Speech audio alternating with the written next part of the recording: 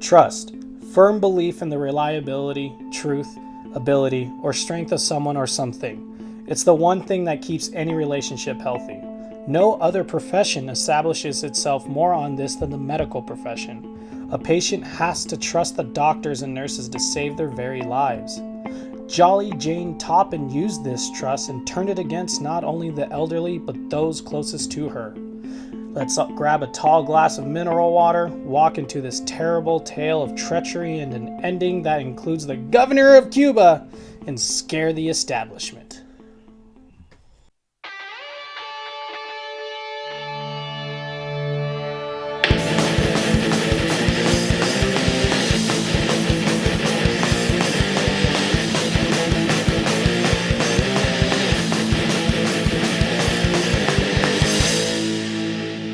Back to the Punk Rock Horror Podcast. I'm Matt. I'm Cody. And today we are here to remind you to waiting for Cody. Wash your hands again. Wash your hands again. Again and again and again. That's gonna be my thing for the next couple weeks, I think. Just wash your hands. Remind you to wash your hands. Wash your hands. Also, here reminds you if you by chance ever meet a stranger on your daily routine or whatever, and you tell your loved ones about that stranger, be extremely detailed about that interaction. Share his name, what he looked like, everything about it, because you never know you never know if you're talking to a serial killer and they're just stalking you. Exactly. Because, today, y'all gonna learn something. So, before we go forward, gotta say two things. Yes. First off, this episode is dedicated to our latest patron, Andrew Johnson. Yes. Thank you so much, Andrew, for being our latest patron, jumping on and being a supporter of the show. It means a lot to us, so we are dedicating this episode to you today.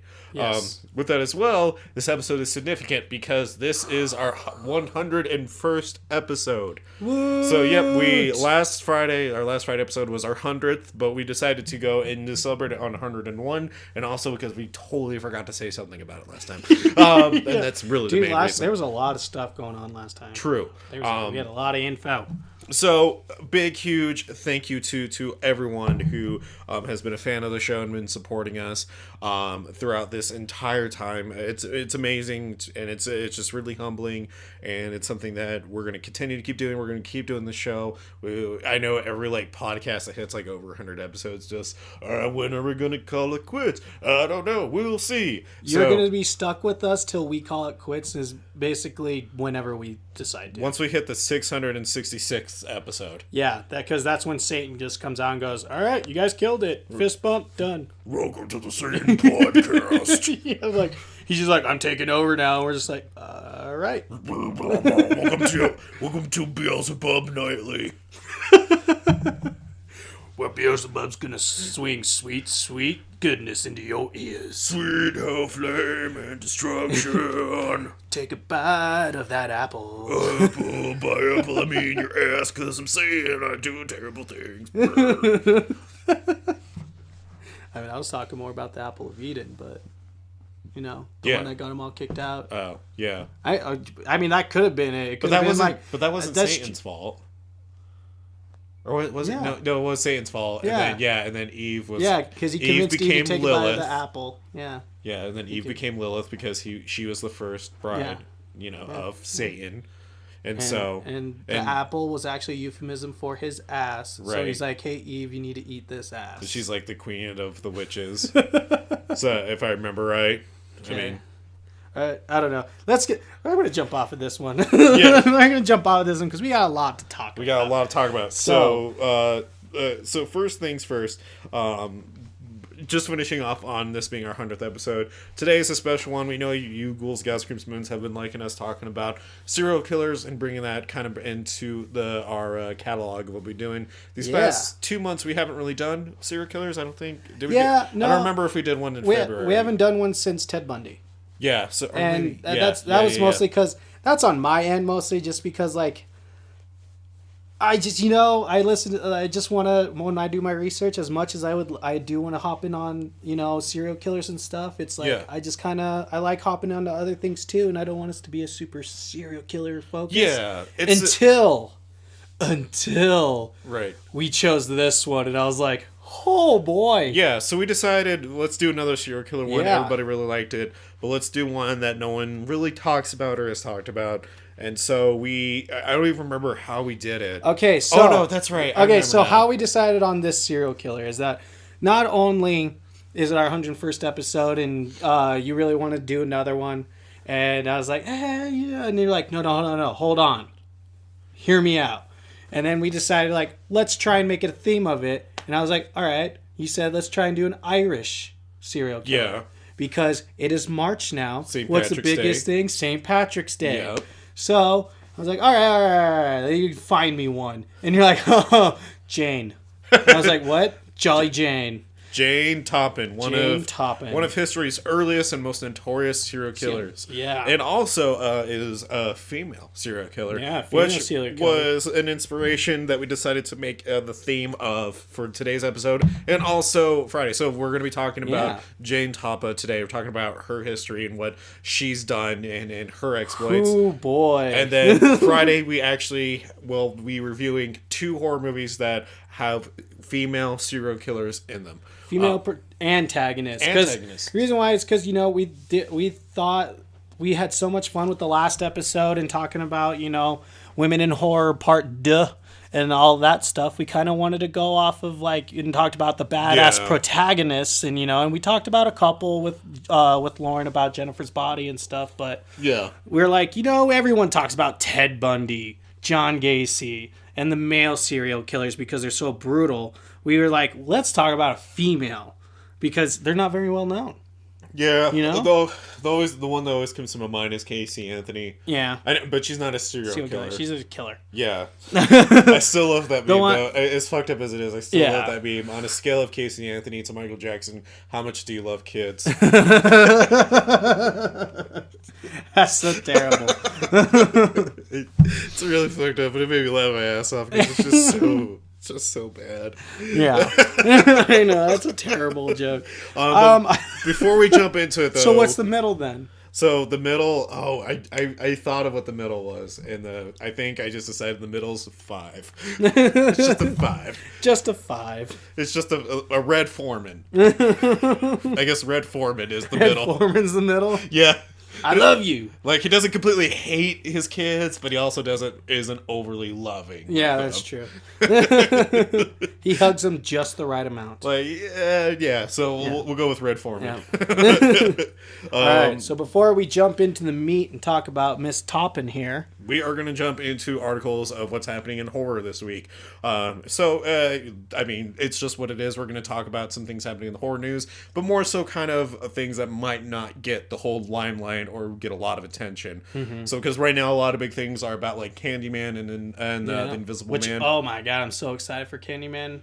Yeah. I'm so excited, especially because it's a sequel. And we do have an article on the Invisible Man to touch on, but I think it's worth noting because of what it means. Mm-hmm. So anyways, jumping into it, first thing. So, by the way, we're getting all these sources from Bloody Disgusting, so please check them out. They're an awesome, awesome group. I'm still pretty certain they don't know we exist, but we know they exist, and hopefully somebody over at Bloody Disgusting someday listens to us. Maybe they're just like testing the waters with us. I'd like to imagine. You know what? I like that one. The next time, you guys were just a bunch of dicks. Yeah. Or Fangoria, we would love to be part of your podcast network. Oh my god, I miss my Fangoria issues, man. You can order them now. No, I know, but I just remember I had a couple really good Fangoria issues, like when Hatchet was first coming out. That was my very first Fangoria. I can't remember what my first one was. I just started reading them nonstop. Mine was Hatchet. Jumping into it. So, if you're looking for more Korean horror games, or even just any Korean horror gaming in general, new game from developer Jinfrix and it's Jinfrix and publisher CFK Silent World will be released on Nintendo Switch and PC via Steam and on March 19th. The Nintendo eShop pre-orders will begin March 12th, but Silent World is a horror adventure game featuring dark mood and a thrilling escape. The lone survivor must pull through the world ruined by nuclear war. The nuclear war turned the world into a pandemonium full of hostile mutants, and the player leads the lone survivor through the darkness of it all, using very limited commands such as walking and hiding and helping the survivor escape from danger. Also, anyone and everyone can enjoy the stages filled with dark and bleak backgrounds. It's a very frightening music put inside of it with very, critiquing various puzzles.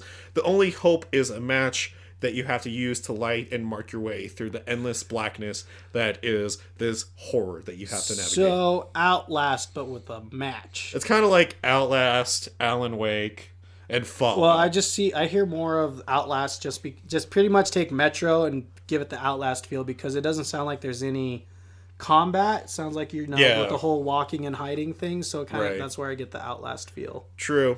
So, but we'll see. I'm excited about it. I don't think there's enough really good horror games on the Switch besides like the Outlast games and Bendy and the Ink Machine, which y'all should play. That's a pretty underrated one.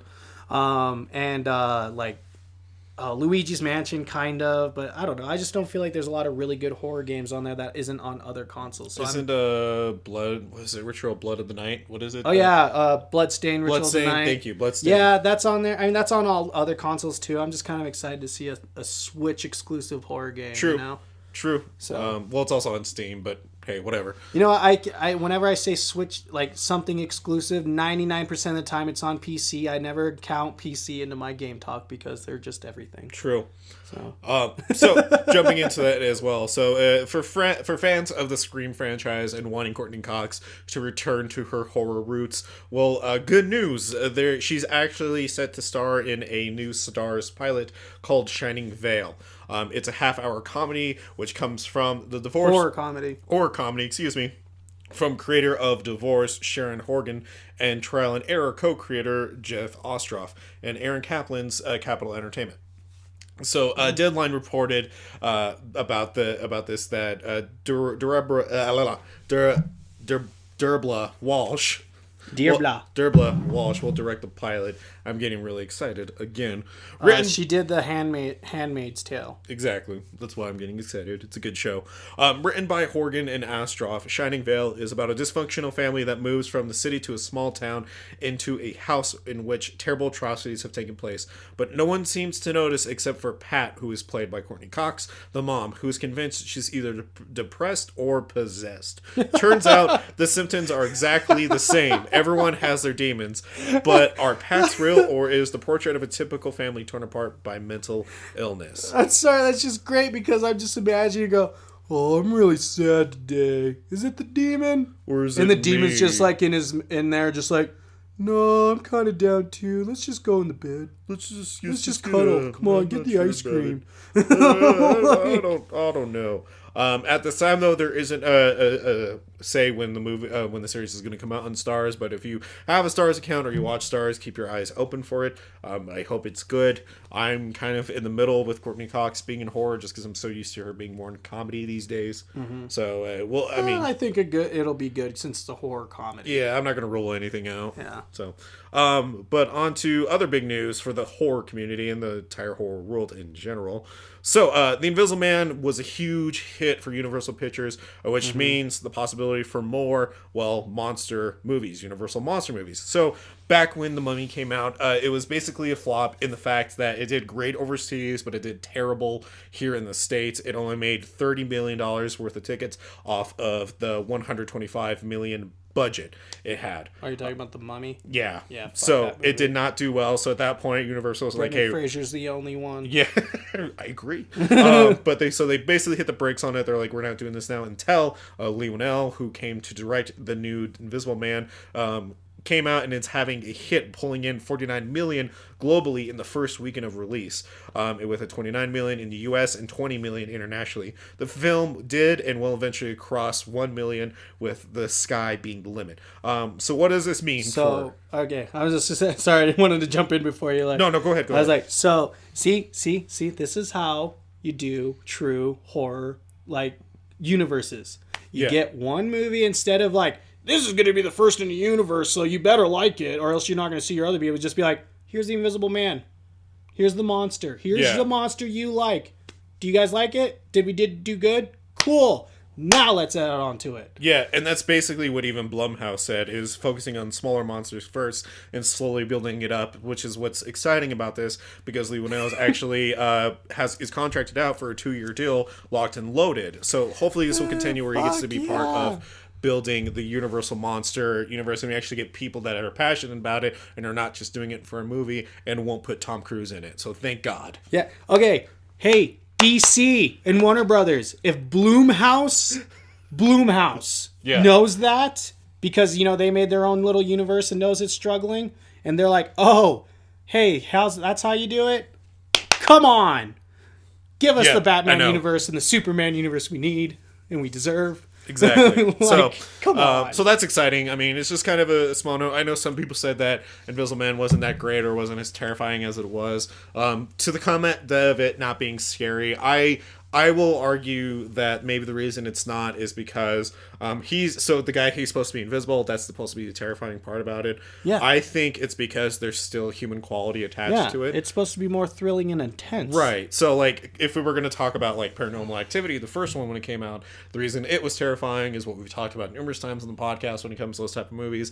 It's scary what you can't see or really fathom. Mm-hmm. But we can fathom... It's weird to say, but we can fathom a guy who's invisible, but just imagine him invisible. Like, there's a way to stop him. Well, yeah. And not just that. It's like, when you talk about the Invisible Man, the scary thing about him is that he can relate to serial killers. Just regular, everyday people, because they are invisible people until they're caught. Like, you know, no one knows anything about them or knows who they are, knows what's up. Thinks some people, like survivors, they think they're crazy. Like, oh, that person doesn't even exist. You know, that kind of thing. So I think that's why, like, when it comes to the Invisible Man, it's more thrilling and intense because it's like, you don't know. Like, oh, God, that's where the horror comes from. Right. Doesn't have to be jump scares. I know scares. at the time of this recording, we're actually talking about seeing the Invisible Man tonight. So if so, we'll definitely put out maybe a small review about it. Maybe we'll just do a small quick audio about, like, what to expect with it. That's if we actually go tonight, but we'll see. On to other news, though. Shrine, which is now this new horror that's coming from one of our favorite directors of all time and Ghost House producer, Sam Raimi. Yeah! So, joining previously announced star Jeffrey Dean Morgan from The Walking Dead, it will be Katie Hasselton, who is pictured from the movie Black Rock or The League, replacing Jordana Brewster, who was attached to co-lead the film but had to withdraw due to conflicts with schedules. But what Shrine is, this horror movie, what it's about is that it focuses on a disgraced journalist who's played by Jeffrey Dean Morgan, who discovers a series of divine miracles in a small New England town that has been touched by the apparition of the Virgin Mary and uses them to resurrect his career. But the miracles, quote unquote, may have a much darker source. So, also announced are VFWs William Sadler, Bill and Ted Face the Music, Bogus Journey, Carrie Ells, Diogo Morgado, and Cricket Brown with Marina Mazeppa. So it's I mean, a lot of somewhat known names, a lot of not bigger known names. So I mean, I'm still excited to see that Carrie Ells is still doing stuff, and I'm glad to see that Sam Raimi is also doing. I'm just excited to see Sam Raimi and Jeffrey Dean Morgan working on a project together. I know, right? Jeffrey Dean Morgan's such an underrated horror actor. Yeah. Like, honestly, because, like, I mean, he's not, like, besides his stint in The Walking Dead, because he's perfectly cast as Negan, even if the people say the show isn't as good as, like, his portrayal in the show isn't as good as the comics. Like, whatever, he's perfect. Yeah. Like, he's Negan. That is Negan. I think it's mostly the writing. Oh, yeah, I know. That's what I mean by I guess, though, in this recent episode, he had sex with a zombie. Nice. Nice.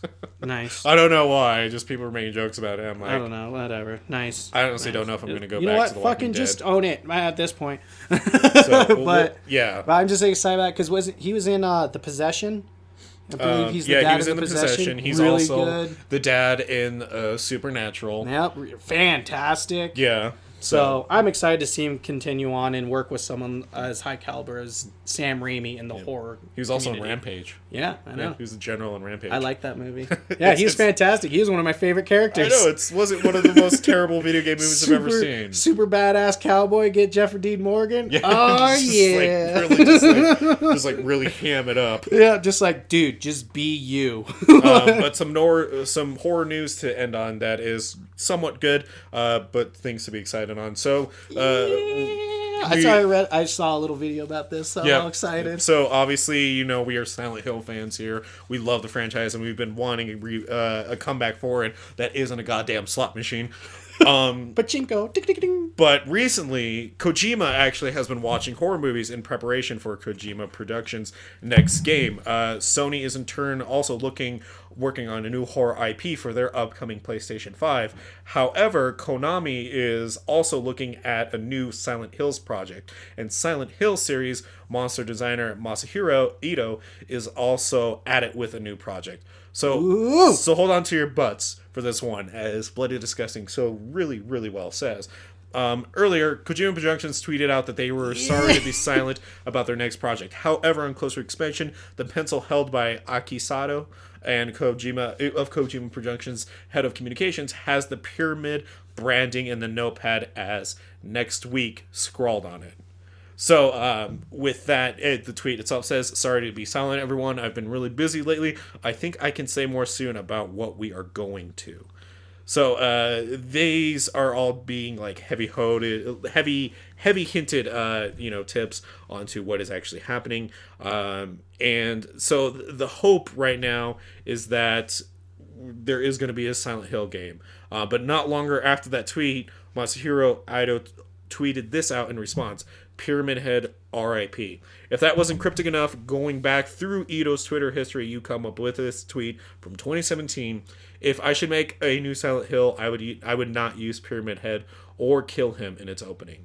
So, and that was a response to another tweet saying, "I designed Pyramid Head for James' story, so I will not use Pyramid Head for a project proactively." So, I kicked the table if y'all heard that. Yes. Mobby. So if you still got your tinfoil hat on, again, from Bloody Disgusting, so well said by Mike Wilson. What if through all this, the whole idea is that they've been trying to really make us think that there's not going to be a Silent Hill, but there will be. It's just going to be vastly changed from what we know it to be. So it sounds like they're going to get rid of the creatures the idea, maybe. This is all maybe speculation. Is that they'll get rid of the creatures that we know, like the nurses, the pyramid heads, and create new monsters, which is totally cool. Good. I'm down for it. Okay, so my whole thing, because I agree with that. I don't think they should use Pyramid Head anymore, or at least right now, because he was for James' story. Because if you play any of the other ones where he's not involved, they already have creatures that are even more terrifying than Pyramid Head. There's the bed demon from Silent Hill 3. Or was it the bed Silent Hill 3? I don't know. Anyways, there's this person who's in a bed hanging from the ceiling and stuff. That's more terrifying than Pyramid Head. And that symbolizes something else. Because Pyramid Head was a symbolization of James and James only. He shouldn't be in the town for everyone. So I agree with that. I think they should get him out of there. Just because as much as I love Pyramid Head, I want something new for Silent Hill. Just like with, Resident Evil 7. They got rid of Albert Wesker and stuff and included the more new stuff. Resident Evil 4 got rid of Umbrella altogether and introduced Las Pelagas. Yep. Even though Umbrella is synonymous with Resident Evil, we had fantastic games, probably hands down the best game, and they weren't even involved. So I agree with that. So that's what's happening in horror. Recently, we've actually been doing some small horror articles on our Instagram on our off weeks when we don't have any content coming out. So if you want to stay in touch with all the things we're talking about and maybe even see what else is happening in horror that we're noticing, please go over to our Instagram, follow that punkrockhorrorpodcast Instagram, or PRHP podcast. So check that out. That's what's happening in horror. But let's jump into today's meat. Cody, introduce it. All right, everybody. So as we said in the beginning and said a lot, we are going to be talking about America's notorious infamous God damn, I cannot talk right now. I'm too excited. Jolly Jane Toppan. So we're gonna be talking about Jolly Jane Toppan. She was an American serial killer through the early 1900s and late 1800s, early 1900s. So Jolly Jane, she was born as Honora Kelly in Boston. We're going to get a lot of Boston. Hey! In 1857. What's with these pyramids? Hey, Pharaoh! We in America! Hey, why Pharaoh. the pyramids? Oh, wait, you got sand all over my new sandals. My wife's going to be so angry with me. So now, where my Red Sox at? Where's the Red Sox? Oh, man. It's like a plague is happening. Oh, sorry, too soon. I forgot. We just survived the plague. My bad. I'm just joking with you. So, God damn. So she was Honora Kelly was born was a child of two Irish immigrants Peter and Bridget Kelly. She also had two older sisters, Delia and Nellie Kelly. Nellie Kelly. So soon after Nora's birth, her mother died of tuberculosis, leaving Peter to raise all three girls by himself. So just to give a little things into Peter, this will definitely help show some insight into Jolly Jane's career.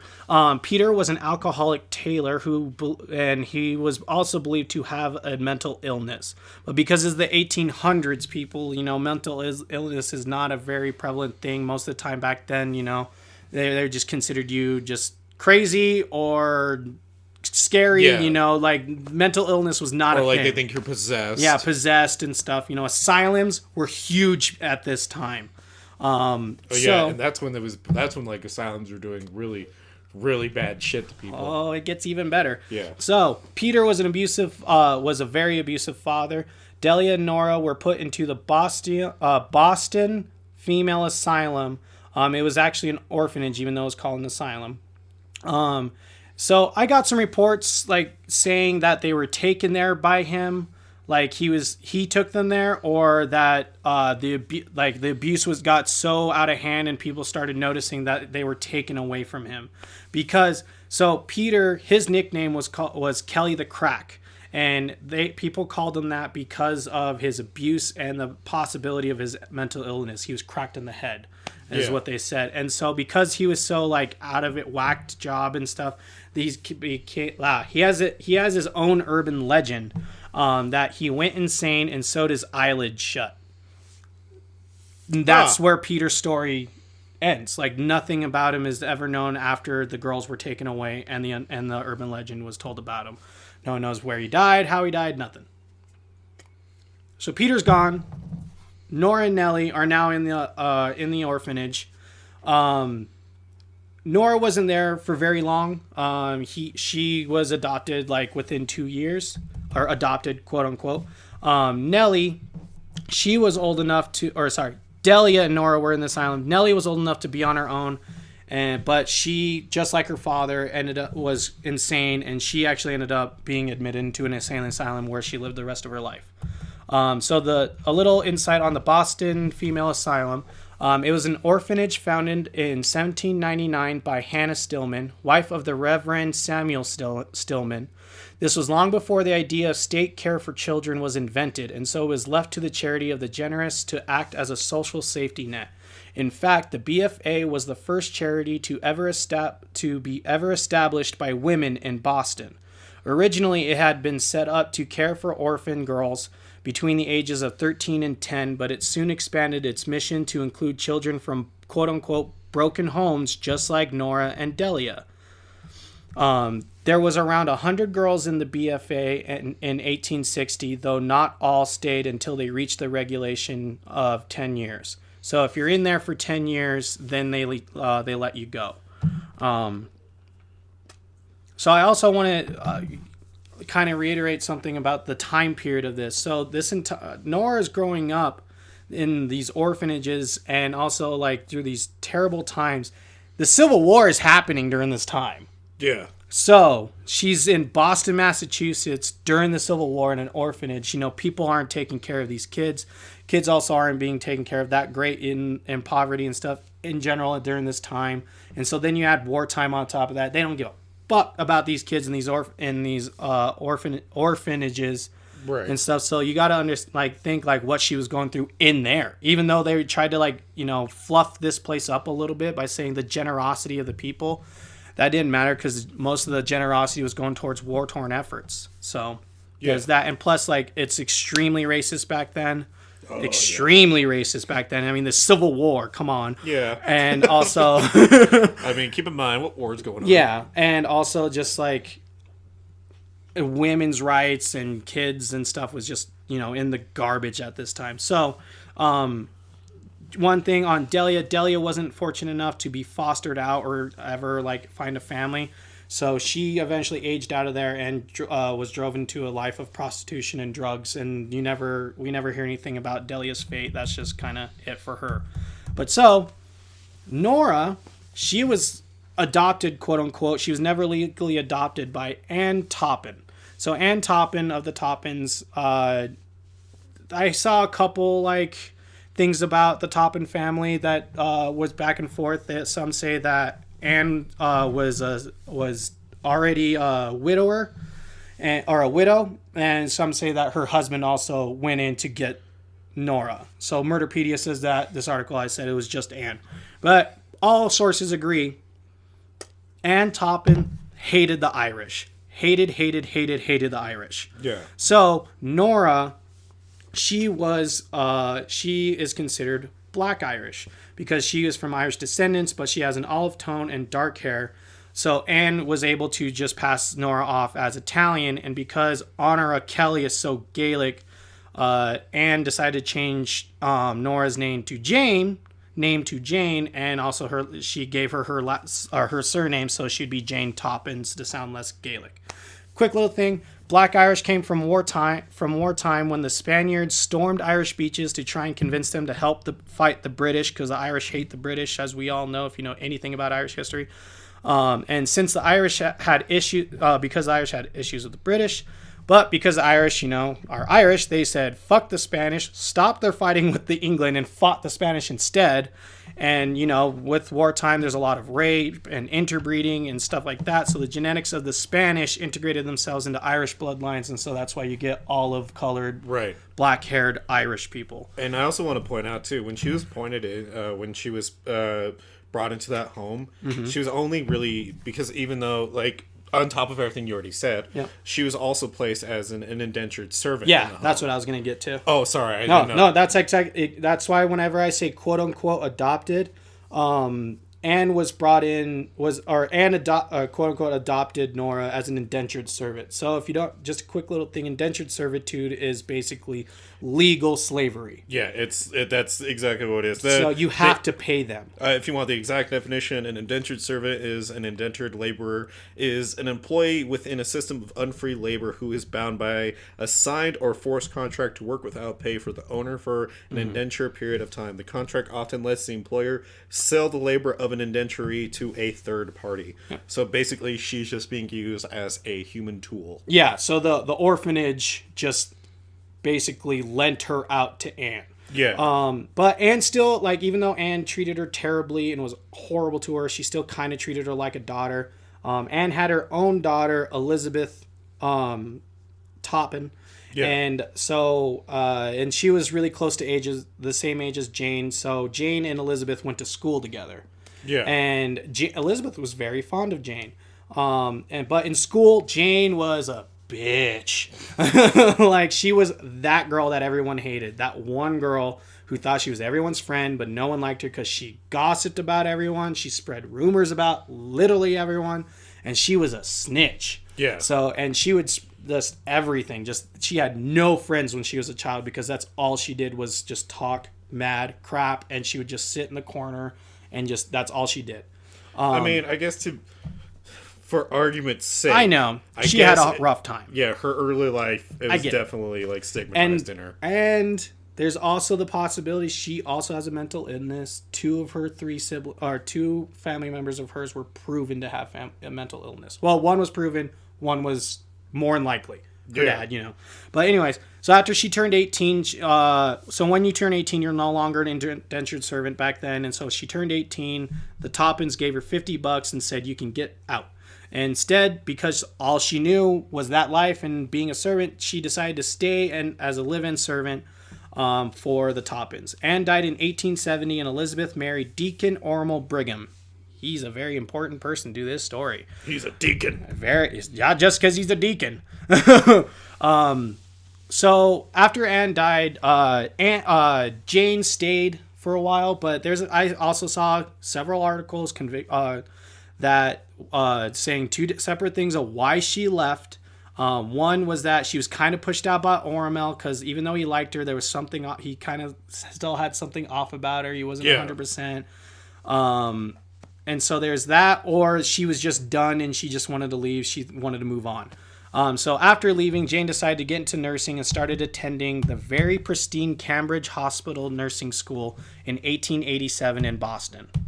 So she's just going around like, hey, I'm going to be a nurse now. Pharaoh, get bandage you up, wrap you up, mummify you. Yeah, that's so weird because like on here it says 1885. Tried to join in on it, but whatever. That's all right. Sorry. I just like... No, okay, so... No, because you said 1887. No, I know. Just like, so well, because of that, so there's a couple things about her birth. She was, they don't know if she was either born in 1857 or 1854. So there's like, everything here is actually going to be within 2 to 3 years of what the articles, somewhat of what the articles say of her age. So that's why, so when I say in 1887 and just think it's the 1887 around-ish, the only actual, whenever I say dates, the ones that have been consistent are the deaths of everybody in her story. So that's the only thing that sucks. That's what I mean. That's why like you saw me still typing up shit when we were like getting ready to record. Yeah, it's because I kept seeing several articles saying different things. It was just I just didn't know if that mattered that we pointed out it's 1885 instead of 1887. Yes and no. Again, it's just mostly for her age. That's all the important thing. But anyways, so while in there, once she got to school, she learned from her previous stints from schools and stuff that she needed to be different. She decided that instead of being, a corner bitch and just gossiping about everyone, spreading lies, and being a snitch, Jane decided to be a very outgoing person instead. She was extremely outgoing, extremely friendly to everybody. Everyone loved her, and also, she got the nickname Jolly Jane. Also, remember, she's kind of a hefty gal. Hey, here comes Jolly Jane! Jolly Jane! Hey, get him mummified the Pharaoh! Oh, how you doing? I'm feeling extra jolly today. I could do some extra jolly in my life, Jane. We're gonna get beat up. Hey, why you punching me in the face for? What did I ever do to you, Copernicus? What, you think some tough guy or something? Oh, now you're stabbing me? Why are you stabbing me? You like Jolly Jane? She's a bitch, man. She spread rumors. She's talking crap. Anyways. What? So... dead.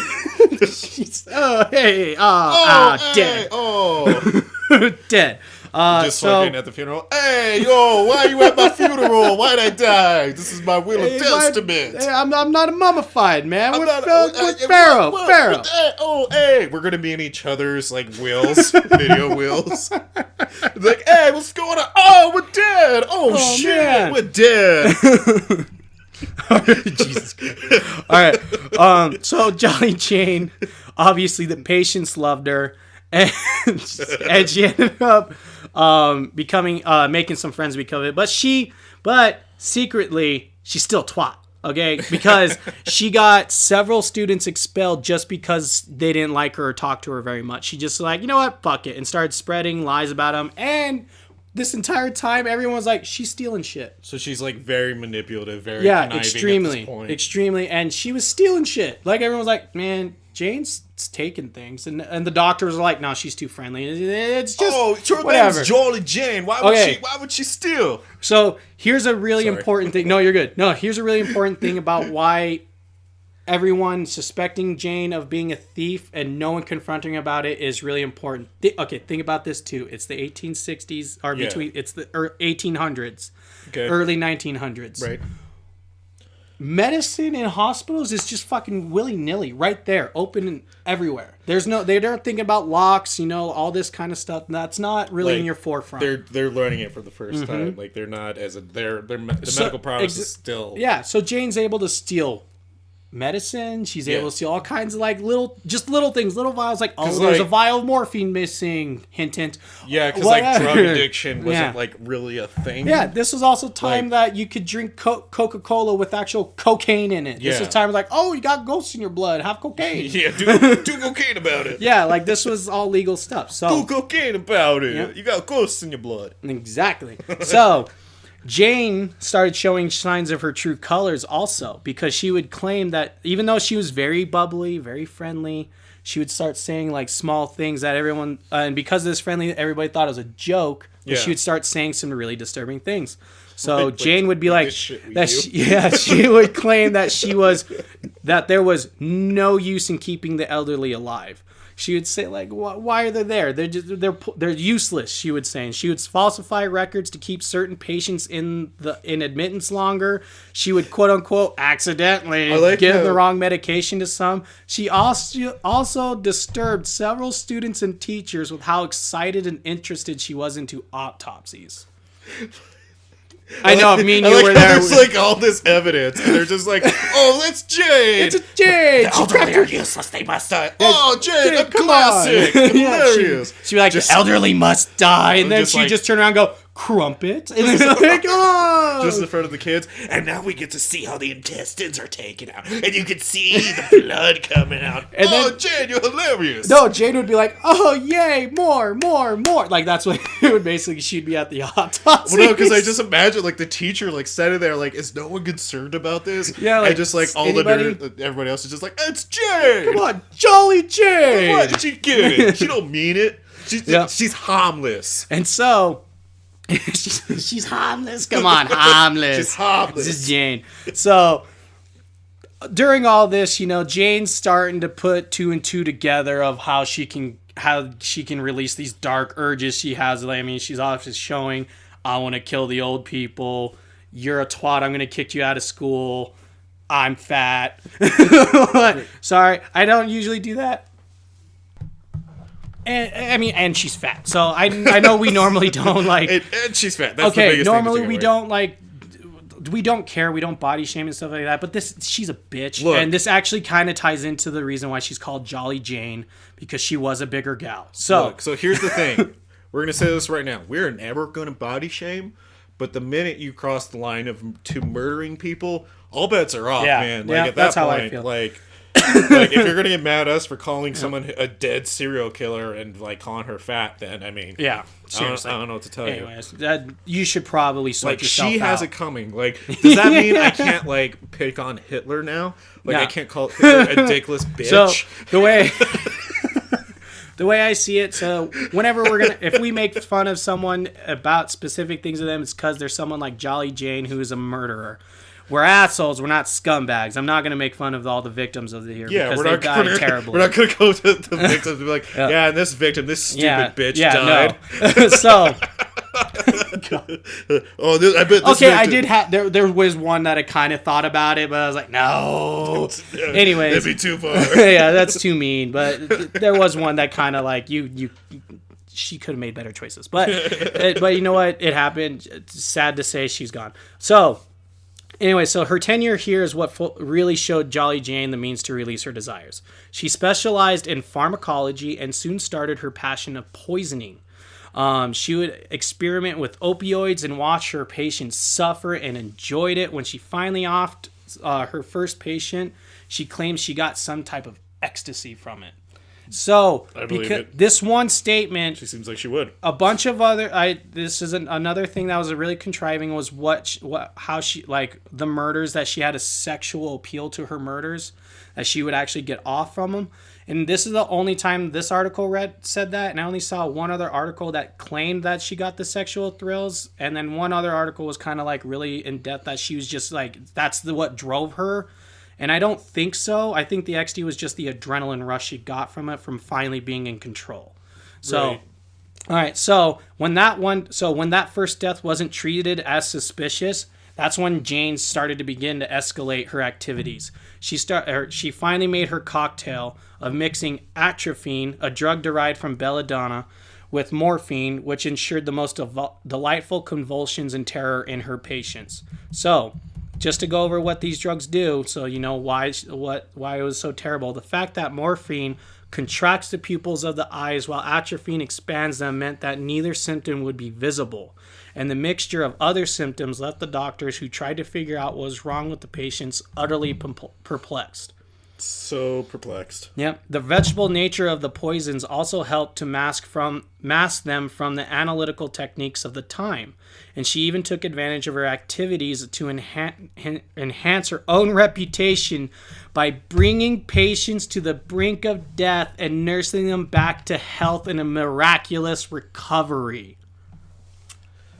Huh. Yeah. So she would because she knew what the ratios were and everything. She would poison people literally to the brink of death. Yeah. And then nurse them back to health and then kill them. So she claimed to have killed dozens during her tenure here, and the reason why she claimed to kill dozens of her tenure here. And so after finishing her tenure training at Cambridge, she passed everything, by the way. She passed her nursing exam and everything with flying colors. Oh, are we about to go into the murders? Started working. Yeah, okay, so she started working at Massachusetts General Hospital, where she continued to torture and murder patients in secret. And this is one thing that came out. So one of the surviving patients of hers was named Amelia Finney. She survived. She later told a story that Jolly Jane was getting into bed with her as she was racked with convulsions. Jane stroked her and kissed her face, telling her that it would be all right soon. But before Jane could give her the fatal dose, she was disturbed and had to run. The next morning, Amelia thought it had all just been a fever dream because she was sick already, and she didn't realize differently until years later after Jane was caught. Could you imagine that? Yeah. Imagine that. Right. Someone literally 2 seconds away from murdering you, and you thought it was all a dream until they got caught. Like, oh my goodness. Then I would understand not wanting to go back to the hospital. And so, here's how Jane finally got into the big murders that would finally get her caught. So she was released from not from Cambridge, from the Boston Memorial Hospital, or General Hospital, sorry, Massachusetts General Hospital. She was released in 1880 for leaving the ward without permission, and because she was fired, all her schooling, all of that got denied. So she didn't get her nursing license because of it, and I'm sure that drove her insane. So wait, was that before or after Massachusetts General Hospital? Okay, she got fired from Massachusetts General Hospital. And then she went back to Cambridge. Yeah, and so because she was fired from there, she wasn't allowed to get her nursing license. Okay. So she goes back to Cambridge to get her license. Right. And so during this, she unsuccessfully poisons Maddie Davis and was let go before getting her license because a doctor noticed that all her patients were dying under her care, but they didn't claim claim malice. They just claimed negligence. They just said, you were stupid, get out.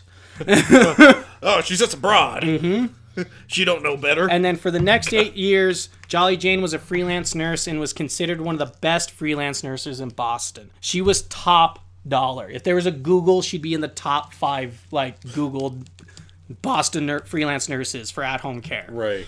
Okay. So during this time, she also kills Israel and Lovey Dunham because they were too old and feeble to live. That was her reason. That was it.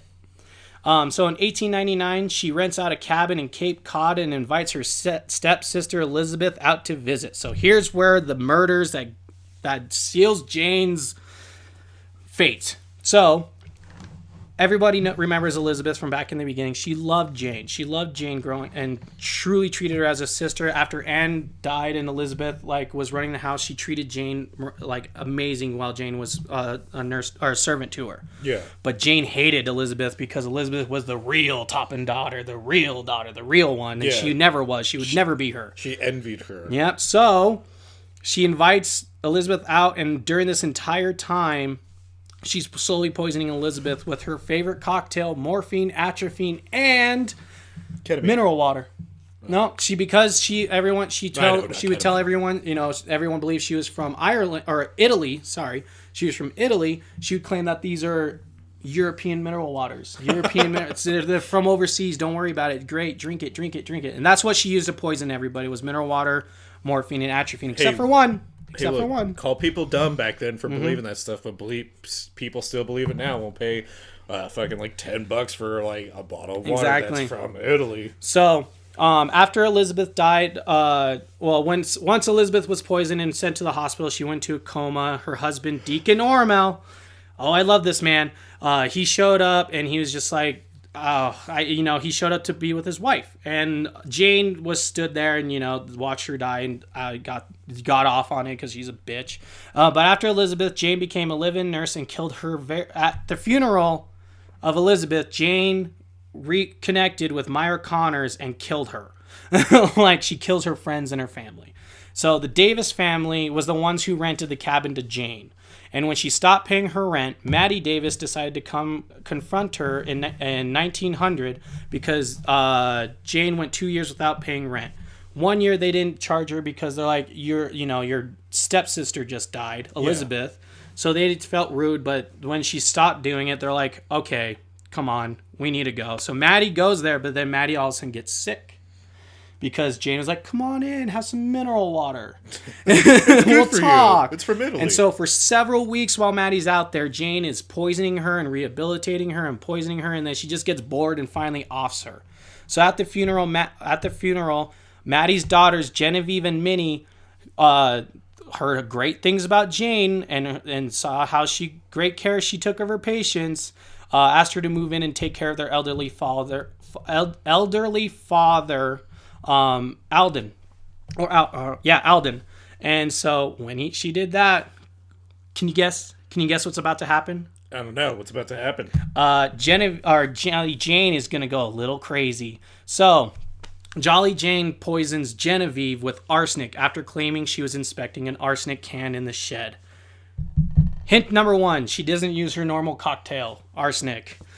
Mistake number 1. Jane then poisons Alden 2 weeks later. 4 weeks after that, she grotesquely murders Minnie by giving her final dose of morphine as an enema because she was so sick and so poisoned up that her throat swelled up. She couldn't even take the final pill or take her final drinks. So now here comes the hero of the story.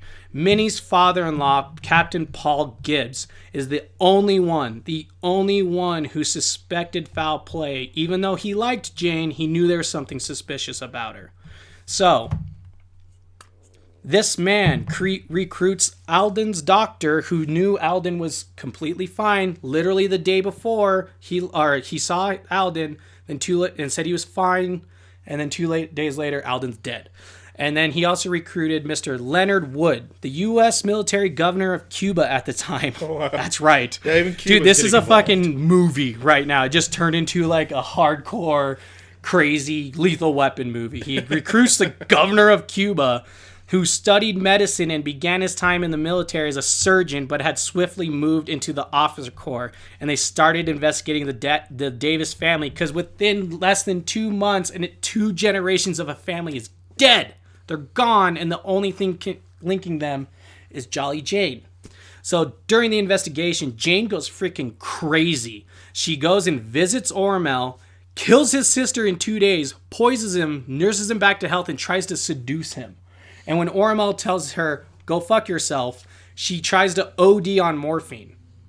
But because she knows all these, she just wanted to put herself in the hospital to get out of there. Like, she's like, I need a way out. I need to start leaving. So anything.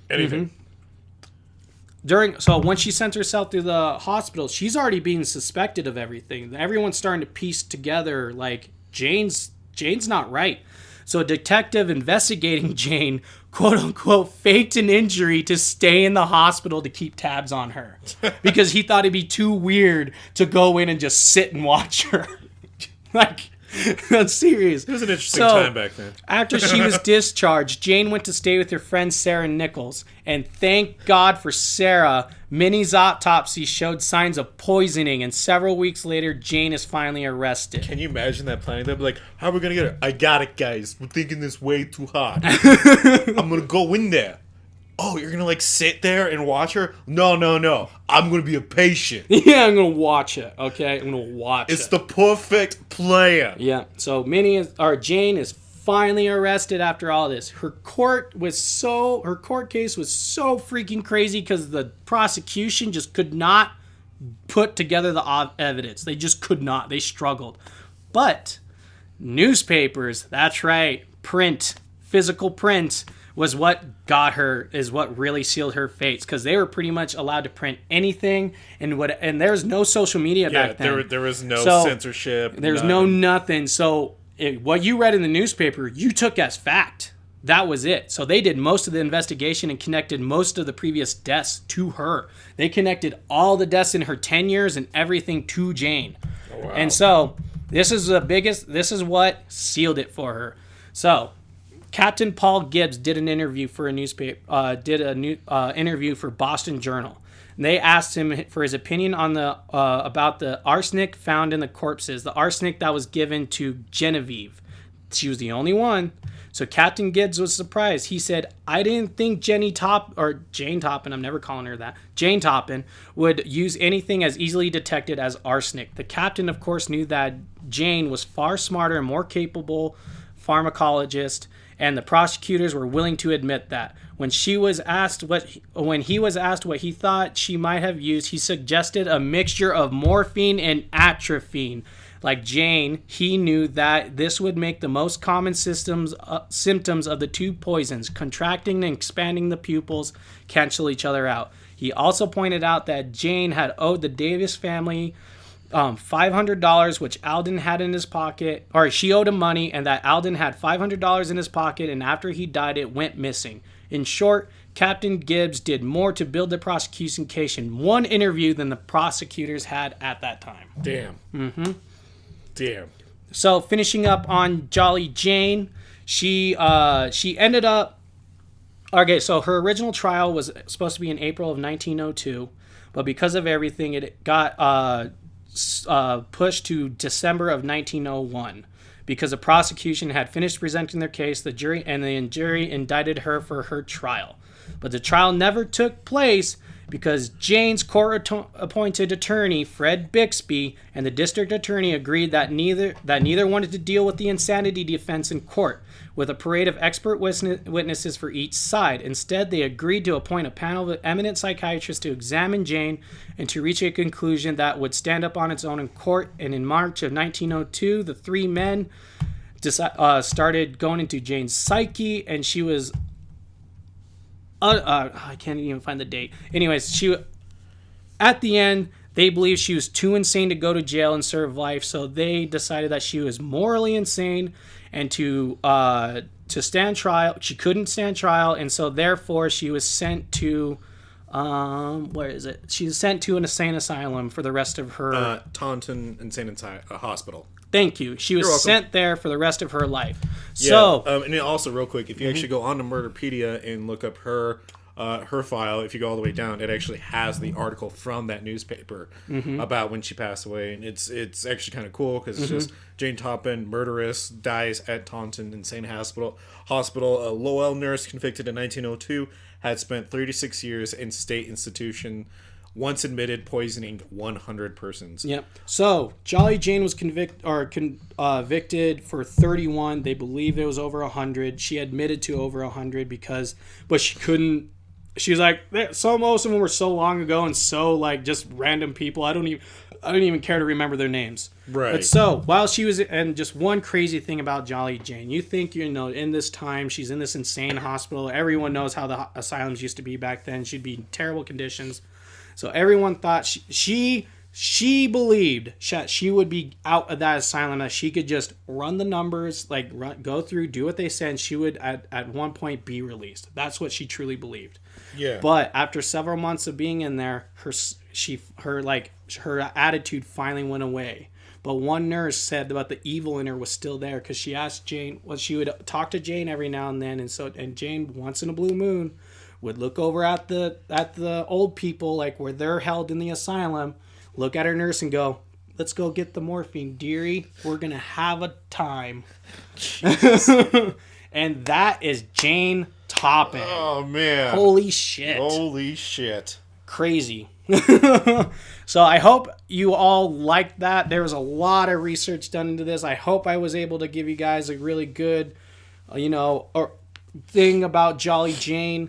And gave a good story. Hope you enjoyed that. It's sad to hear about all the death of the Davis family by this crazy bitch, but glad she's gone. Though, it's really interesting, though, because, I feel like, I don't know if she's exact, but I'm going to say she was an inspiration for a lot of those horror female tropes that were, serial killers, but were also nurses. Yeah. Because, it makes me even think of Planet Terror with Elizabeth. I think that's not Elizabeth Hurley.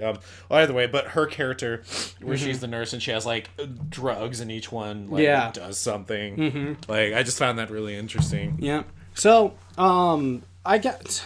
it's insane. I'm just trying to think, why...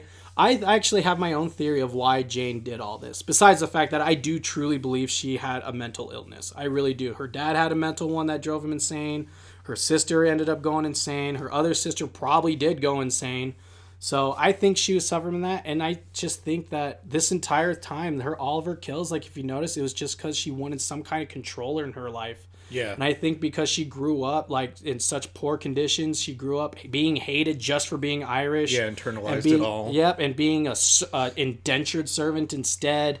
And then the abuse she got from her father, more than likely the abuse she got in the orphanage when she was there. That too. And like all that crazy stuff. Like I think she just finally lashed out because she finally found a means of how she can have control in her life. Yes, because like she was never in power over her life and what was happening to it. And then so now that she's in this position where she has power and can control people living or dying. And not just that, I think it's also the fact that she couldn't trust anyone in her early life. Yeah. And what's the most trusting person you can be? A nurse. That is the most trusting field because people are trusting you with their lives. Yeah. And I think she just attached to that. And then who else trusts nurses more than the elderly? Right. You know? And so that was her main things was the elderly and the people who close to her who actually thought of her as a friend because that's who she would off. Well, and it's sick if you think about it because when she was saying like they're useless, like she was definitely more. She wasn't. I firmly believe that she wasn't meaning like useless as in like useless to society. I think she meant like they were useless as they're expendable, like because they're expendable to her. Yeah, because they were dying anyways. She was like, "You're dying anyways." Yeah. So yeah. Well, yeah. So I hope you guys enjoyed that. So yeah, well, if you want to keep up with everything we're doing and follow what we're doing, please like us and follow us on Facebook, Punk Rock Horror Podcast, or on our Twitter at official PRHP.